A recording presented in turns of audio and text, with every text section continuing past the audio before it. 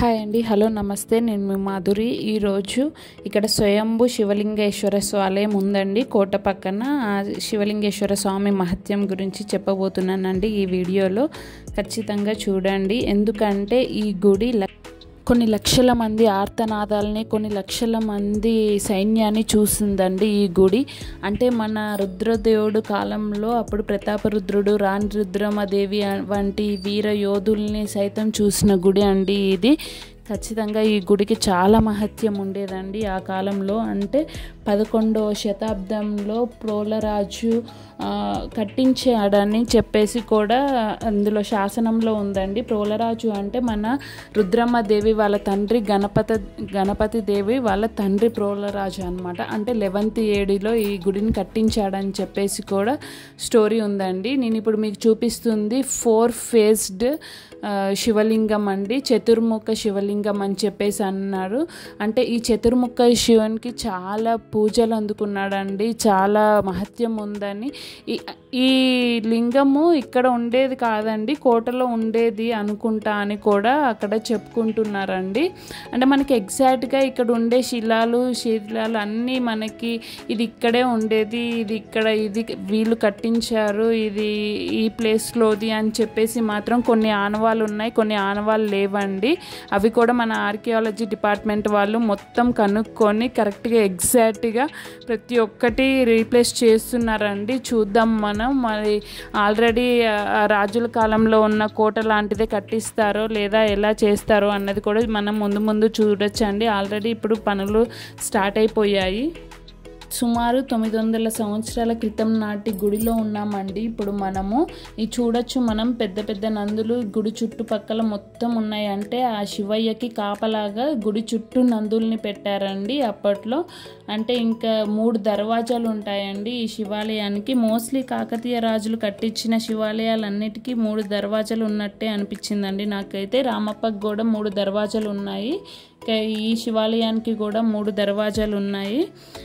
చాలా మహత్యం గలది అని చెప్తున్నారండి ఇక్కడ పూజారి. మహత్యము అనగా అప్పట్లో ఈ శివయ్యని మనము అడిగిందల్లా, ఇప్పుడు మనసులో ఏది అడిగితే అది రుద్రదేవుడి కాలం నాటిది కాబట్టి వాళ్ళు ఇలా ముట్టుకోగానే బంగారం అయ్యేది అండి. అంటే వాళ్ళకి రాసుల కింద గనులు దొరికేవి అని చెప్పేసి కూడా ఒక చరిత్ర ఉందండి. అంటే అప్పట్లో ఈ శివాలయము చాలా ప్రసిద్ధి ఎలా వచ్చిందంటే స్వయంగా భూమి నుండి శివుడు తనకు తానుగా ఉద్భవించాడండి. ఎలా అంటే ఓరుగల్లులో మన రైతులు వెళ్తుండగా ఇంటికి వెళ్తుండగా పొలంలో ఉంటే చూడండి ఆ పంట అంతా ఇంటికి తీసుకెళ్తుండగా ఎడ్ల బండ్ల పైన ఆ చక్రం అంట లోపల దిగిందంట అండి, మట్టిలో కూరుకపోతే ఇంకా ఆ వీలంతా బంగారం అయిపోయిందంట.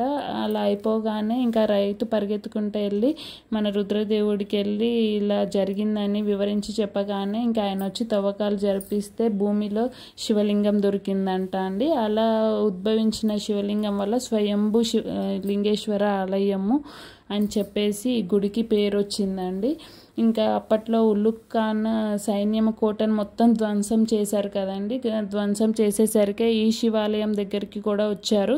ఇప్పుడైతే మనం చూస్తే బయట రోడ్డు కనెక్షన్ ఉంది అండి, ఆ కోటకి దీనికి మధ్యలో రోడ్డు ఉంది. కానీ అప్పట్లో అదంతా కనెక్టింగ్ అండి. ఆ శివాలయానికి వచ్చి ఆ కోటకు వచ్చి తర్వాత ఈ స్వయంభూ లింగేశ్వరానికి వచ్చి మొక్కే వాళ్ళంట అని చెప్పేసి కూడా ఉండేది. అంటే ఇదంతా వాళ్ళకి కనెక్టింగ్. చుట్టుపక్కల అసలు వరంగల్ సిటీ అదంతా సిటీ అంతా కూడా వాళ్ళకి అంత కోటే కదండి. అందుకే ఇప్పుడు ఇదంతా కనెక్టింగ్గా ఉండేది కాబట్టి ఏ దర్వాజా నుంచి అయినా భక్తులు రావడానికని చుట్టూ దర్వాజాలు ఉన్నాయండి.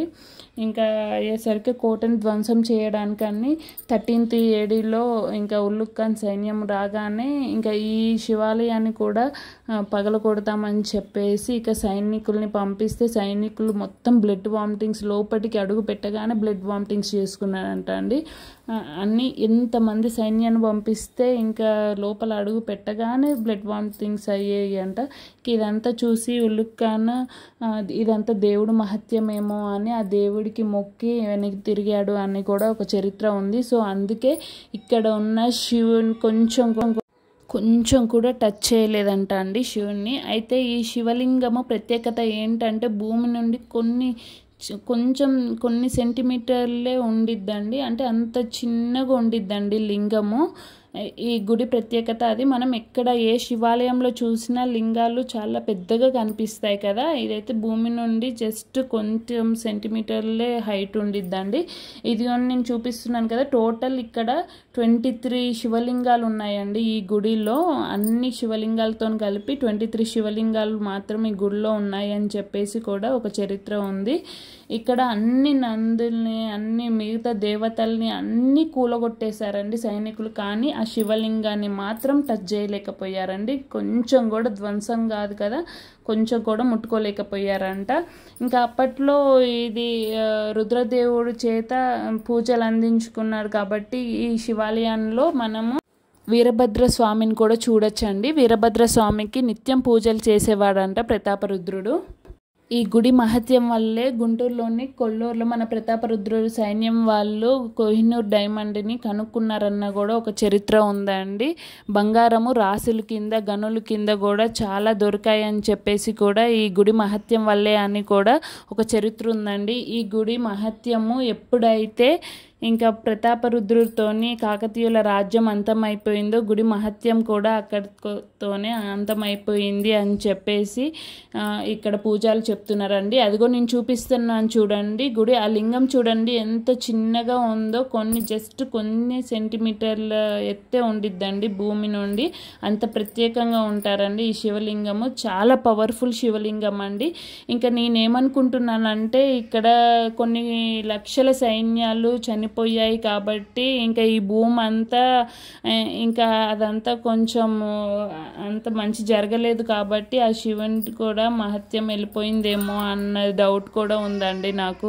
ఈ గుడి చుట్టుపక్కల మనము కోటకు సంబంధించిన అవశేషాలను కూడా మనం చూడొచ్చండి. వాటి అన్నిటిని, ఆ శిల్పాలు, ఆ కట్టడాలు, ఆ రాతి గోడలు అన్నిటినీ చూస్తే మనకి ఏమని అర్థమవుతుందంటే ఎంత సుందర రూపంగా ఉండేదో అనిపిస్తుందండి ఈ ఆలయం కానీ ఇంకా కోట కానీ. ఇదిగో మీకు చూపిస్తున్నాను చూడండి. ఈ లింగం పైన ఆదిశేషుడు ఇలా పడగ విప్పి కిరీటం లాగా కూర్చున్నాడు చూడండి, ఎంత బాగుందో కదా ఈ లింగం. అసలుకి ఈ శివలింగాలు ఇంకా ఆ రాతి చెక్కిన శిల్పాలను చూస్తేనే అర్థమైపోయిద్దండి ఆనాటి కాలంలో ఈ గుడి ఎంత సుందరంగా ఉండేదో మనం అర్థం చేసుకోవచ్చండి. కానీ ఇప్పుడు చాలా పాతపడినట్టు అయిపోయిందండి ఈ గుడి. కొంచెం గవర్నమెంట్ కూడా చూసుకుంటే ఈ గుడికి అంత మహత్యము, మన రాజుల కాలం నాటి అంటే సుమారు 900 ఇయర్స్ ఎగో ఉన్న ఈ గుడిని ఇంత ఇలా వదిలేశారంటేనే కొంచెం